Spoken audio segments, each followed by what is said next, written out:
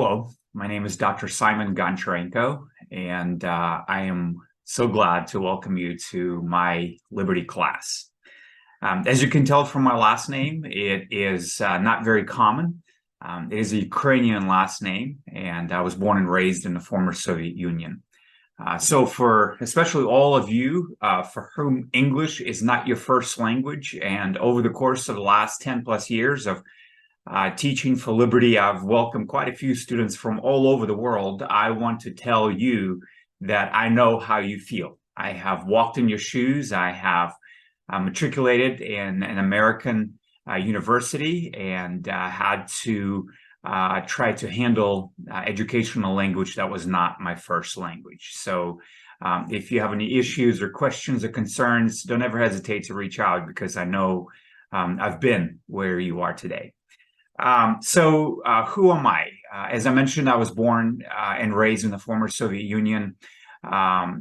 Came over here and matriculated at John Brown University, a small Christian college in Northwest Arkansas, where I earned my bachelor's degree, and from there went to Dallas Theological Seminary, where I spent 4 years earning a 4-year THM degree there. In my last year of seminary, I met a wonderful young lady who that same year became my wife.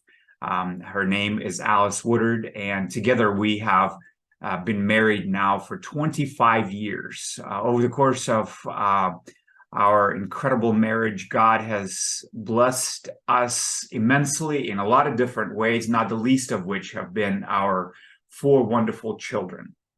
Thomas is 24 today and is a graduate of Liberty University. Annabelle is 21 and is also a graduate of Liberty University. My son Elliot, who is 19, is currently a student at Liberty University. And my youngest son, Augustine, who is 14, is getting ready to enroll in the Liberty Online Academy. I mention all that to say that while I myself did not go to school at Liberty, my family is heavily invested in this wonderful institution where my heart, my soul, my efforts, my energies, and now a lot of my wallet has gone into. But the other reason I mentioned that in terms of relating to where you are right now is because with so many students coming through this household, I want to assure you that I have heard and am very connected to a student experience. So those things that you wish you had an opportunity to share with a professor so that they can understand and appreciate for where you are, I just wanted you to know that that's been something that's been kind of on a continual basis, topic of conversation in our home. So the student experience is very fresh in my mind, in my heart. And so I understand, and I'm always available for a conversation, a prayer, or an explanation if sometimes you feel like electronic communication is not doing what you're trying to accomplish. Now, the last thing that I wanted to mention here is what is my expectation for you in this class. And it's simply this: as ministers of the gospel, or people who are pursuing this education, this calling, we have been entrusted with perhaps the most important message there is out there. It's the message of saving grace of the gospel of Jesus Christ.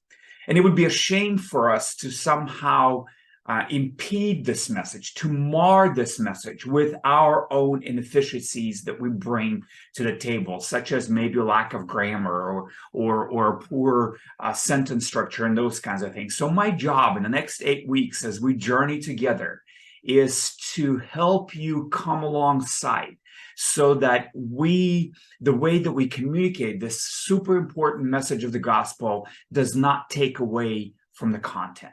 And so if you see my comments about your punctuation or spelling or grammar or any of those kinds of things, they're not meant to be nitpicky, but they're meant to sharpen your skills, to make you into a most deadly tool in the arsenal of heaven. That's really shortly what I'm all about. The only other thing I wanted to mention is one of my other responsibilities is that I have enjoyed pastoring a small church halfway between Houston and Dallas, in a town of Midway, Christ Chapel Baptist Church.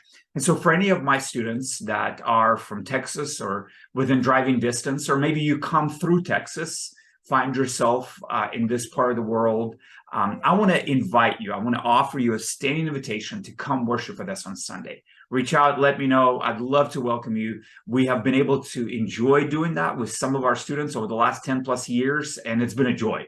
And I just wanted to welcome you together. For the rest of you, welcome.